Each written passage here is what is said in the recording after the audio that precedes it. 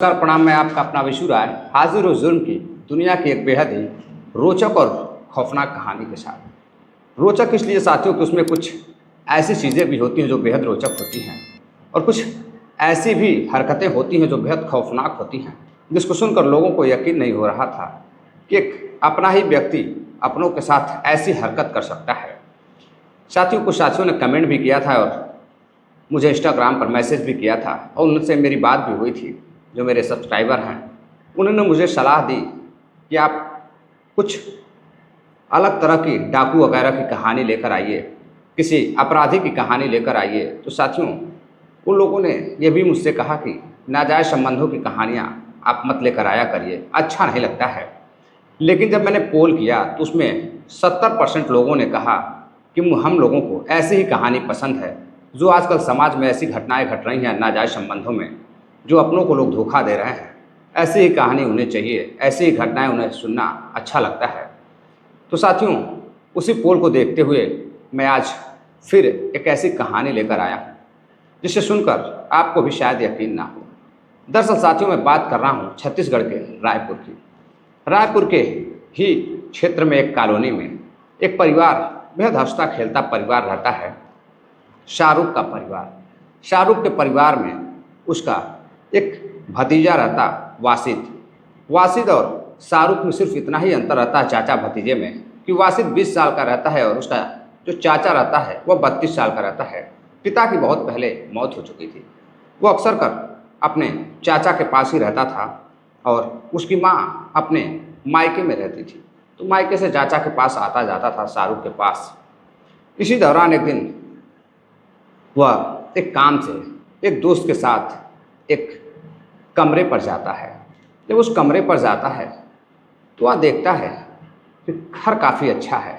अपने दोस्त से कहता है, यार घर तो बहुत अच्छा है, किसी अच्छे आदमी का लग रहा है। जब अंदर जाकर देखता है तो काफ़ी अच्छे सोफे वगैरह लगे थे।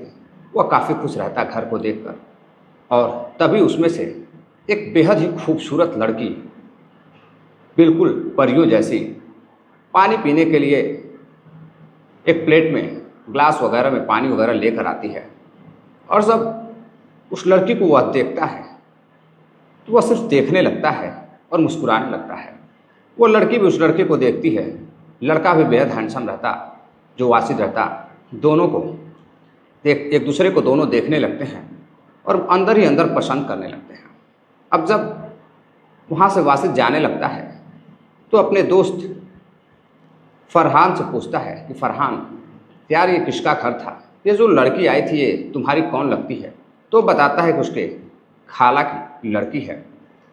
जब यह बात वह सुनता है तो कहता है, ये तुम्हारे खाला की लड़की है, बहुत अच्छी लड़की है, काफ़ी अच्छी लगी। फरहान कहता है, ठीक है, अगर तुम कुछ करने लगो, तुम्हें पसंद है तो मैं तुम्हारी शादी उससे करवा दूंगा। उस लड़की का नाम रुखसाना है। अब इधर वासिद उस लड़की को बेहद चाहने लगता है, पसंद करने लगता है।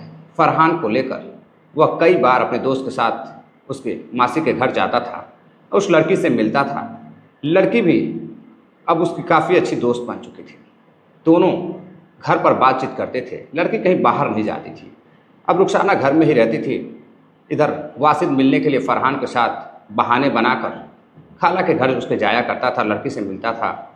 लेकिन अब एक दिन जब रुखसाना से बातचीत होती है, वो कहता है कि मैं आपसे निकाह करना चाहता हूँ, मैं आपको पसंद करता हूँ। तो रुखसाना कहती है कि मेरे पिताजी काफ़ी पढ़े लिखे और काफ़ी पैसे वाले हैं, वो तुमसे शादी कभी नहीं करेंगे। तुम बेरोज़गार हो, कम से कम इस लायक हो जाओ कि तुम कुछ करने लगो, तो मेरे पिताजी तुमसे शादी कर लेंगे। अब इधर वासिद अपने घर जाता है, अपने चाचा शाहरुख से कहता है, चाचा मुझे पासपोर्ट चाहिए, वीज़ा वगैरह चाहिए और मुझे कमाने के लिए बाहर जाना है, सऊदी जाना है, मुझे ढेर सारा पैसा कमाना है। अब शाहरुख सोचता है, चाचा कि आखिर ऐसा क्या हो गया उसके भतीजे को, ऐसा क्या उसने देख लिया या फिर सुन लिया कि उसे अब सऊदी जाना है, पैसे कमाना है। अब इधर शाहरुख सोचता है कि चलो अच्छी बात है, कम से कम घर से बाहर जाएगा, घूमने से अच्छा है कि वासिद कुछ पैसे कमाएगा। अब वासिद वीज़ा पासपोर्ट वगैरह लेकर सऊदी चला जाता है और एक कंपनी में काम करने लगता है। इधर अभी उसे गए मात्र 6 महीने हुए थे, तभी जो उसका चाचा रहता है शाहरुख, उसका अभी शादी विवाह नहीं हुआ था। और शाहरुख एक अच्छी खासी शॉप उसकी थी, काफ़ी अच्छा व्यापारी रहता है, थोक विक्रेता रहता है, उसकी अच्छी खासी दुकान चल रही थी। अब इधर शाहरुख की शादी की रिश्ते बात चलने लगती है, और शादी की बात चलने लगती है तो कुछ ही दिनों बाद अब उसकी पास के ही एक क्षेत्र में एक लड़की से उसकी निकाह की डेट आ जाती है, तैयारी शुरू हो जाती है। और सर जब वासिद को शाहरुख से बातचीत होती है तो शाहरुख बताता है कि उसके चाचा का निकाह है, तुम जल्द से जल्द घर आ जाओ। वासिद कहता है कि चाचा मुझे ढेर सारे पैसे कमाने हैं, उसके बाद मैं घर आऊँगा और मुझे किसी से मिलना है, बातें करनी है, और मैं भी निकाह करना चाहता हूँ, मुझे भी एक लड़की पसंद है। अब जैसे ही शाहरुख सुनता है कहता है ठीक है, तुम अपने कमाई पे ध्यान दो, मैं अपना निकाह कर लेता हूँ, जब आना तो मैं तुम्हें अपनी चाची से मिलवा दूँगा। अब इधर शाहरुख की शादी हो जाती है एक बेहद ही खूबसूरत हूर की परी से। शादी होने के बाद शाहरुख अपनी पत्नी के साथ काफ़ी खुश था। अब करीब 1 से 1.5 साल बीत जाते हैं। 1 से 1.5 साल बाद वासिद ने कभी अपने चाची से बात नहीं की थी, और ना ही उसके पास नंबर था, और उसकी बातचीत शाहरुख से होती थी। अब इधर जब 1.5 साल के बाद पैसे वगैरह कमा के वासिद अपने देश लौटता है भारत। लौटने के बाद अब वह रायपुर जाता है। रायपुर जाने के बाद वह फरहान के घर जाता है डायरेक्ट। अपने दोस्त फरहान के घर जाने के बाद साथियों वह फरहान से बातचीत करता है और पूछता है कि फरहान चलो तुम्हारे खाला के घर चलते हैं, मुझे रुखसाना से मिलना है, रुखसाना से बातें करनी है।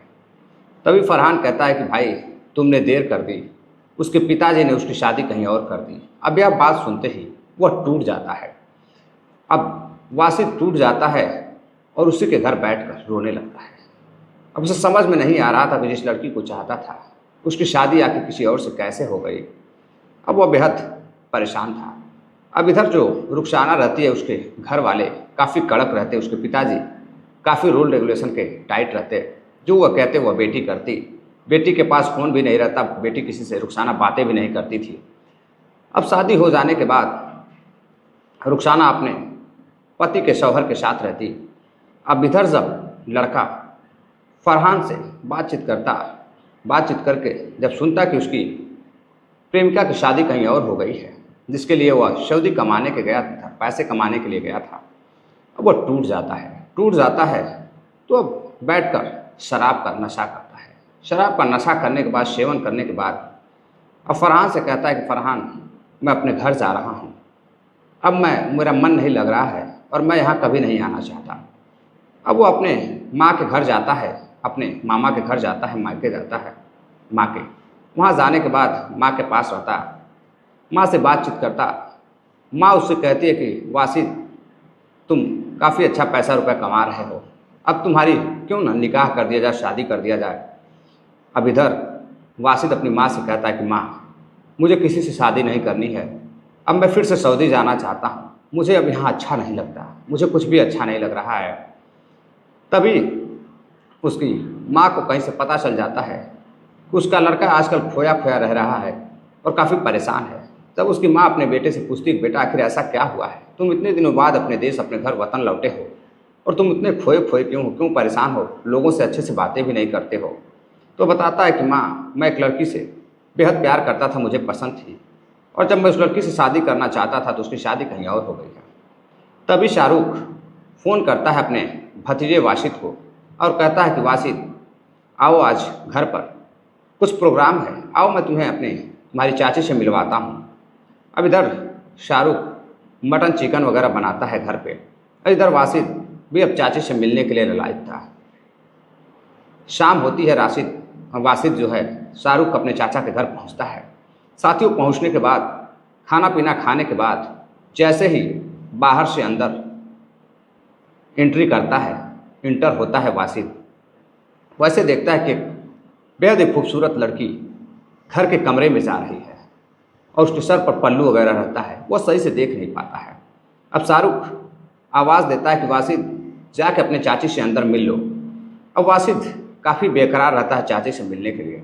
और जैसे ही वासिद हाथ वगैरह धुलने के बाद घर में चाची के घर में जाता है, वैसे ही उसके होश उड़ जाते हैं। जब वो अपने चाची को देखता है तो वह सन्न रह जाता है, उसके पैरों तले जमीन खिसक जाती है। दरअसल साथियों, वह उसकी चाची कोई और नहीं बल्कि वही रुखसाना रहती है जिसे वह चाहता था। अब वह हैरान उसे देखने लगता है और फ़ौरन ही वहाँ से जाने लगता है। तभी रुखसाना उसे रुकने के लिए कहती है और हाथ पकड़कर अंदर ले जाती है, बैठाती है, बातचीत करने लगती है और कहती है कि देखो, मैंने तुम्हारा काफ़ी इंतज़ार किया। फरहान से भी मैंने कहा कि बोल दो कि जल्द से जल्द आ जाए, लेकिन फरहान ने कभी उसे बताया ही नहीं कि उसकी शादी होने वाली है और फरहान से वह बातें भी नहीं करता था, सिर्फ मिलता था। अब इधर काफ़ी नाराज़ होता है वासिद अपने चाची रुखसाना से, अपने प्रेमिका से, कहता है तुमने मुझे धोखा दिया, तुम मेरा इंतज़ार नहीं कर सकी। खैर चलो, कोई बात नहीं है। फिर अब मुस्कुराते हुए वह पूछता है कि चाची एक बात बताओ। एक ऐसा क्वेश्चन पूछता है जिससे उसकी चाची शर्मा जाती है और वह फिर अपने भतीजे को दिल दे बैठती है। यानी कि एक पूर्व प्रेमिका उसकी चाची जो बन चुकी थी, तो अपने ही भतीजे को, 20 वर्षीय भतीजे को 21 से 22 साल की चाची दिल दे बैठती है। और वहाँ से वह मुस्कुराकर वासिद निकल जाता है। वासिद बाद में भी जब भी वहाँ जाता, उससे बातचीत करता फ़ोन पर। अब रुखसाना से, अपनी पूर्व प्रेमिका से और नई चाची से अब वो फ़ोन पर बातचीत करना शुरू कर देता है। इधर शाहरुख दिन भर बाहर रहता, अपने काम धाम में, बिजनेस में व्यस्त रहता, व्यापार वगैरह देखता। उधर वासिद अक्सर कर अब अपने चाची से मिलने के लिए जाता और जाकर उससे बातचीत करता रुखसाना से। अब वह बेहद खुश रहने लगा था, अपने चाची के साथ बातचीत करने लगा था। एक दिन जब वह चाची से फिर से वो सवाल करता है तो वह मुस्कुराने लगती है और वह सवाल यही था कि तुमने मुझे छोड़कर अपने शौहर के साथ सुहाग रात कैसे मनाई। अब जब ऐसा ही सवाल उसके साथ करता है तो जो चाची रहती है वह, यानी कि रुखसाना उसकी प्रेमिका, उसे दिल दे बैठती है और वह दरवाज़ा बंद करती है। घर पर कोई नहीं रहता, शाहरुख और उसकी बीवी रहते थे। दरवाज़ा बंद करती है और अंदर जाकर वासिद के साथ अब उसके कपड़े निकालकर उसके साथ समय व्यतीत करने लगती है और वह सब कुछ सिखाती है वासिद को, जो वासिद चाहता था। वासिद की ख्वाहिशें पूरी हो रही थी। अब धीरे धीरे वासिद का प्यार और रुखसाना के प्रति बढ़ता गया।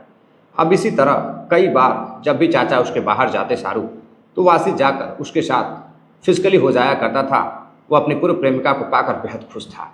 लेकिन अब धीरे धीरे समय बीतता गया। इसी समय अब रुखसाना अपने पति शाहरुख के बच्चे की मां बनने वाली होती है। अब करीब 5-6 महीनों तक वासिद को अपने से दूर रखती है। अब इधर वासिद परेशान रहता। बच्चा होने के बाद फिर से वासिद छुप छुप कर उससे मिला करता था। लेकिन धीरे धीरे 1.5 से 2 साल होने लगे।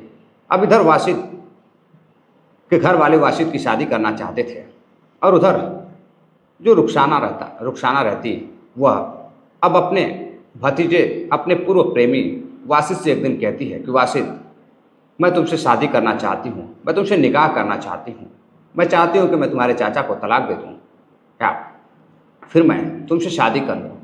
तभी वासिद कहता है कि नहीं, ऐसा नहीं हो सकता है। करीब 3 साल गुजर जाते हैं। 2021-22 में यह कहानी शुरू होती है और साल 2024 आ जाता है। तो अब इधर वासिद कहता कि देखो, तुम मेरे खास सगे चाचा की बीवी हो, अगर किसी को पता चला तो लोग क्या कहेंगे। मैं नहीं चाहता कि मैं तुमसे शादी करूं, जैसा चल रहा है वैसे चलने दो। अब धीरे धीरे वासिद रुखसाना से दूर होता गया। अब रुखसाना को बर्दाश्त नहीं होता है। रुखसाना एक दिन वासिद को फिर कमरे पर बुलाती है और कहती है कि तुम मुझसे निकाह करो, वरना मैं ये सारी बात जो तुम मेरे साथ करते हो मैं तुम्हारे चाचा को बता दूंगी। अब शाहरुख को बताने की बात सुनकर वासिद डर जाता है। अब वह दबाव बनाने लगती है शादी के लिए। अब इधर वासिद परेशान हो जाता है। एक दिन चाचा जब दुकान पे बाहर रहता तो वह जल्द ही घर पर आ जाता है और अपनी बाइक लेकर आता है और आने के बाद अब अंदर जाता है और रुखसाना के साथ घंटों तक समय बिताता है और उसका गला दबाकर हत्या कर देता है। हत्या करने के बाद अब वासिद उसे बोरियों में भरकर अपने बाइक पर रखता है और ले जाकर पास के एक पहाड़ी के पास जंगल रहता है, पहाड़ी से नीचे जंगलों में उस बोरी को फेंक देता है। इधर शाहरुख जब शाम को घर आता है तो पता चलता है कि उसकी बीवी कहीं लापता है, वो कहीं उसका कुछ पता नहीं चल रहा है। शाहरुख बेहद परेशान होता है, आसपास लोगों से पूछताछ करता, वाशिद को फ़ोन करता तो वाशिद का भी कुछ पता नहीं चलता। अब इधर उसके घर वालों से बातचीत करता है, रुखसाना के घर वाले भी परेशान होते कि आखिर वो कहाँ चली गई। लोगों से बातचीत होती है लेकिन कुछ पता नहीं चल रहा था। अब कहीं से फरहान को पता चलता है कि वासिद उस दिन अपने चाची से मिलने के लिए गया था और उन दोनों के प्यार की बात सिर्फ फरहान जानता था। अब पुलिस के पास पहुंचता है शाहरुख, जाकर शिकायत दर्ज कराता है कि उसकी बीवी करीब 2 दिनों से लापता है और उसका कुछ भी पता नहीं है। बीवी का फ़ोटो और नाम रुखसाना बताता है।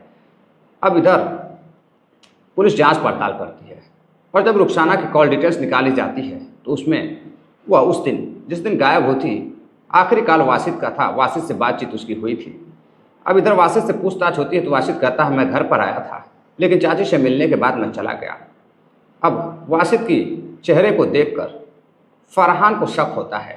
फरहान पुलिस को और शाहरुख को बताता है कि शाहरुख की शादी के पहले वासिद रुखसाना को बेहद चाहता था, पसंद करता था और उसके खाला की वो मौसी है और इसी बीच उनकी शादी हो जाती है। और मुझे ये भी नहीं पता था कि शाहरुख उसका चाचा है, क्योंकि फरहान कभी उसके घर नहीं जाता था, दोनों का घर काफ़ी दूर था। और जब फरहान की यह बात पुलिस सुनती है, जब उसका चाचा सुनता है तो हैरान रह जाता है। अब वासिद को पुलिस गिरफ्तार करती है, गिरफ्तार कर पूछताछ करती है तो वासिद टूट जाता है और बताता है उसकी चाची, उसकी पूर्व प्रेमिका रुखसाना उसे इस कदर चाहने लगी थी और वह भी उसे इस कदर चाहने लगा था कि कई बार उन दोनों ने एक दूसरे के साथ पति पत्नी की तरह समय व्यतीत किया, दूल्हे दुल्हन की तरफ समय व्यतीत किया। लेकिन बाद में वह शादी का दबाव बनाने लगती है तो सामाजिक ताने बाने के डर से अब वासिद अपनी प्रेमिका और अपने चाची से दूर होना चाहता था और उसकी चाची बार बार धमकी दे रही थी, दबाव बना रही थी रुखसाना कि वो उसका पोल खोल देगी, उसके चाचा को सारी बात बता देगी। अब इस डर से वासिद डर जाता है और उसका कत्ल कर पास की पहाड़ी के पास एक जंगल में उसकी बॉडी को फेंक देता है। अब पुलिस उसे गिरफ्तार करती है, उस जगह पर ले जाकर निशानदेही पर उस बॉडी को खोजती है और जब 200 फीट करीब नीचे पहाड़ी के वो बॉडी मिलती है। काफ़ी फूली हुई बॉडी, काफ़ी बदबू आ रही थी। पुलिस किसी तरह से उसे लेकर पोस्टमार्टम भेजती है। पोस्टमार्टम होता है तो खुलासा होता है कि उसके साथ रेप जैसी घटना को भी अंजाम दिया गया था उस दिन और फिर उसका गला दबाकर हत्या कर दी गई थी। तो साथियों, अब पुलिस उसे गिरफ्तार करती है, गिरफ्तार कर वासिद को जेल भेज देती है। तो ये थी एक ऐसी कहानी साथियों जो बेहद हैरान कर देने वाली है, परेशान कर देने वाली है और बेहद ही रोचक और खौफनाक भी है। तो साथियों, कहानी कैसी लगी कमेंट कर ज़रूर बताइएगा। इसका घटना को सुनाने का उद्देश्य किसी को हैरान करना या परेशान करना नहीं है, बल्कि आपको जागरूक करना है, आपको सुझाव देना है कि साथियों आप सभी साथी जागरूक रहिए। ज़माना बेहद ख़राब है। प्यार मोहब्बत को हवस का नाम देकर इस तरह आदमी अपने जान को चुकाता है। तो साथियों, मिलते हैं एक और नई कहानी के साथ। तब तक के लिए वीडियो को लाइक करिए, शेयर करिए, कमेंट करिए। जय हिंद, नमस्कार।